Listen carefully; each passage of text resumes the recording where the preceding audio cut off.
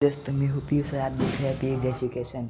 तो आज हम गुजराती के चैप्टर 1 की स्वाध्याय देखेंगे। चलो हम चलते हैं स्वाध्याय के पहले प्रश्नों में। तो पहला प्रश्न ये है, ગોવાલોમાં ગિરધર કેવો શોભી રહ્યો છે? તો इसका ઉત્તર है તારામંડળમાં ચંદ્ર જેવા। એટલે આ તમે ભણ્યું હશે કે ગોવાળમાં ગિરધર કેવો શોભી રહ્યો છે। તો જો હળદર જેવા તો નથી શોભી રહ્યા, સોનામાં જડે હીરા જેવા પણ નહીં, ઉપરના બીસીમાં પણ નથી, એટલે तारामंडल में चंद्र जैसा शोभी રહ્યા છે તેવા। अब हम चलते हैं नेक्स्ट क्वेश्चन में। दूसरा ये रहा, હરિહરધરનો વીરો એટલે તો કે હરિહરધરનો વીરો એટલે કે હરિહરધર એટલે કે કૃષ્ણજીનો ભાઈ એટલે કે બલदेवजी। હરિહરધરનો વીરો એટલે કે બલदेवजीનો ભાઈ। अब हम चलते हैं थर्ड क्वेश्चन में।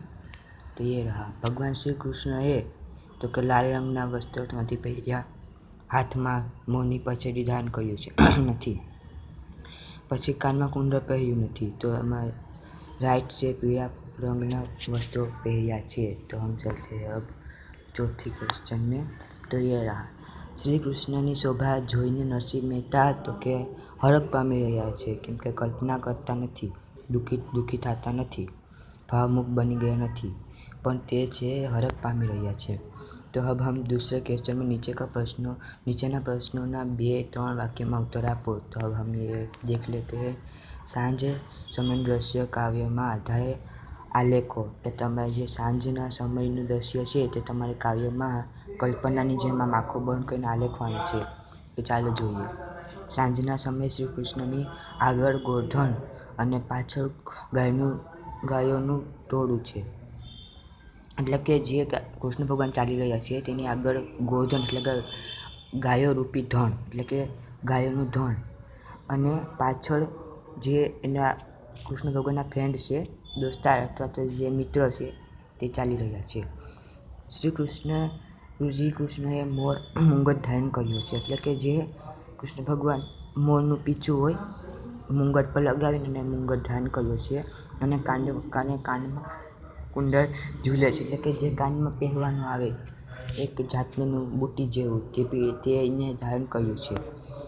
શરીરે પીતાંબર અને ફૂલની પછેડી પહેર્યા છે। શરીરે પીતાંબર એટલે કે આપણે શબ્દ હાથમાં જોયું છે કે પીતાંબર એટલે પીળા રંગના વસ્ત્ર જે કૃષ્ણ ભગવાને પહેર્યા છે, અને ફૂલની પછેડી ધારણ કરી છે। આ પછેડી ચંદન અને જુવાથી મટકે, એટલે જે છે પછેડી છે ફૂલની, તેમાં જુવા એટલે કે એક જાતનું સુગંધિત તેલ, ચંદન એટલે એક જાતનું સુગંધિત લાકડું, એ બંને મહેકે છે। હવે આપણે જાય બીજો પ્રશ્ન, નરસિંહ મહેતા હરખાય છે કારણ કે, તો તેનો જવાબ છે નરસિંહ મહેતા હૃદયમાં શ્રી કૃષ્ણનું રૂપ વસી ગયું છે। એટલે જે નરસિંહ મહેતા છે તે કૃષ્ણ ભગવાનના બહુ મોટા ભગત છે, એટલે તેના મનમાં શ્રી કૃષ્ણનું રૂપ વસી ગયું છે।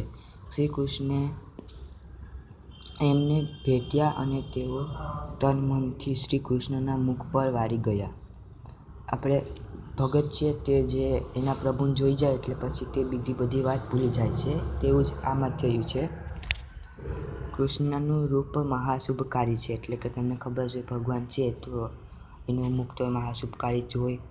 આથી નરસિંહ મહેતા વાલાજીનો શોભાને સતત જોઈને હરખાય છે, કે ભગવાન છે એટલે એની શોભા તો બહુ સારી જ હશે, એટલે કૃષ્ણ ભગવાન હરખાય છે। હવે આ છેલ્લો ક્વેશ્ચન છે, એટલે કે પ્રશ્ન નંબર 3, નીચેના પ્રશ્નો 7-8 વાક્યમાં ઉત્તર આપવાના છે દોસ્તો, 7-8 વાક્યમાં।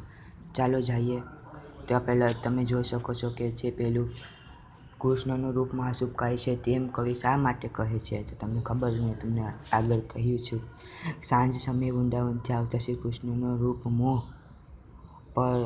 પરમાનંદારૂપ છે, તેમણે મસ્તક પર મોર મુંગટ ધારણ કર્યો છે, કાનમાં કુંડળ ઝૂલે છે, શરીરે પીતાંબર અને ફૂલની પછેડી પહેર્યા છે। ફૂલની પછેડી ચંદનથી મહેકે છે, તે તારામંડળમાં સહસ્ર શોભે તેમ ગોવાળોની વચ્ચે ગિરધર શોભી રહ્યા છે।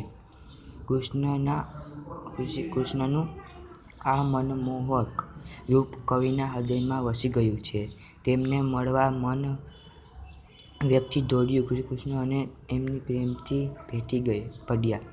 આથી કવિ કહે છે કે શ્રી કૃષ્ણનું रूप महाशुभ कहे છે। तो दोस्तों वीडियो पसंद आया हो तो वीडियो को लाइक करें, कमेंट और शेयर करें और ऐसे वीडियो देखने के लिए चैनल को सब्सक्राइब कर लें। अब हम लास्ट प्रश्न को देखेंगे। कविना મનમાં કોણ મોહ ઉપજાવે છે? તો તમને ખબર જ હશે, કવિના મોહમાં શ્રી કૃષ્ણ મોહ ઉપજાવે છે। ચાલો જોઈએ। સાંજ સમયે વૃંદાવનથી આવતા શ્રી કૃષ્ણના મસ્તક પર મોર મુગટ ધારણ કર્યો છે। એમના કાનમાં કુંડળ ઝૂલે છે, શરીરે પીતાંબર અને ફૂલની પછડી પહેર્યા છે। ફૂલની પછડી ચંદન સુગંધથી મહેકે છે। એટલે તમને ખબર છે ચંદનમાં સુગંધ આવે છે, એક પ્રકારનું લાકડું જેવું છે, આમ તિલક કરવાનું। જેમ તારામંડળ એટલે કે જેમ સાંજે તાળા હોય તેમાં જેમ ચંદ્ર શોભે એમ શ્રી કૃષ્ણ ભગવાન શોભી રહ્યા છે। ને સુવર્ણ અલંકાર જડેલો હીરો એટલે કે જેમ આપણે સુવર્ણ હોય, સોનાનો હાર અથવા તો વીંટી, તેમાં અલંકારની જેમ કે શરીરમાં એક સોનાનો અથવા તો હીરો હોય, હીરો તે જેમ શોભે છે તેમ શ્રી કૃષ્ણ ભગવાન શોભી રહ્યા છે। ઝગમગે એમ ગોવાળમાં વૃંદાવન વચ્ચે ગિરધર શોભી રહ્યા છે। તમને કહ્યું હતું શ્રી કૃષ્ણનું આ રૂપ કવિના હૃદયમાં વાસી ગયું છે। એટલે ભગવાન આપણે કલ્પના કરી રહ્યા છીએ કે ભગવાન કેવા લાગતા હશે, એટલે એના મનમાં વાસી ગયું, એટલે કે કવિના મનમાં श्री कृष्ण मोह उपजावे छे। तो दोस्तों यहाँ हमारा वीडियो ख़त्म होता है और आपको दूसरे चैप्टर का स्वाध्याय का प्रश्न का स्वाध्याय જોઈએ तो आप इस चैनल को सब्सक्राइब कर लेना। वीडियो देखने के लिए आपका शुक्रिया, धन्यवाद, थैंक यू।